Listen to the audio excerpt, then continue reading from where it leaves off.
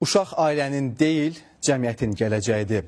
Valideyn məsuliyyəti isə sadəcə hüquqi öhdəlik yox, mənəvi vəzifədir. Qanunvericiliyə görə valideyn və ya onları əvəz edən şəxslər azyaşlıların sağlamlığına və davranışına nəzarət etməlidirlər.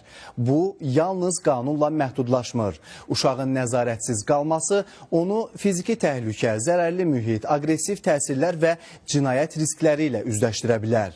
Bu isə artıq tək ailə problemi deyil, ictimai təhlükədir. Müasir dövrdə təhlükə yalnız küçədə deyil, sosial şəbəkələr, rəqəmsal mühit, mənfi təsir qrupları. Bütün bunlar valideyn diqqətini daha da vacib edir. Polis əməkdaşları aidiyyəti dövlət qurumları ilə birgə uşaqların hüquqlarının qorunması istiqamətində maarifləndirici və profilaktik tədbirlər həyata keçirir. Məqsəd cəzalandırmaq deyil, qorumaqdır. İzah edici söhbətlər, tövsiyələr və preventiv yanaşma təhlükənin qarşısını əvvəlcədən almağa xidmət edir. Uşağın təhlükəsizliyi prioritetdir. Valideyn məsuliyyəti isə hüquqi norma olmaqla yanaşı vətəndaşlıq borcudur.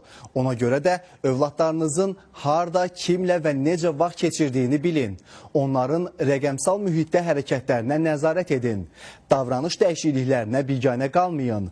Məktəb və ictimai mühitlə əlaqəni gücləndirin.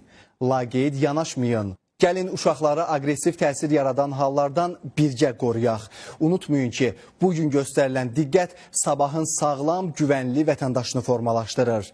Qanunlara əməl edək, məsuliyyəti paylaşaq, gələcəyimizi birlikdə qoruyaq.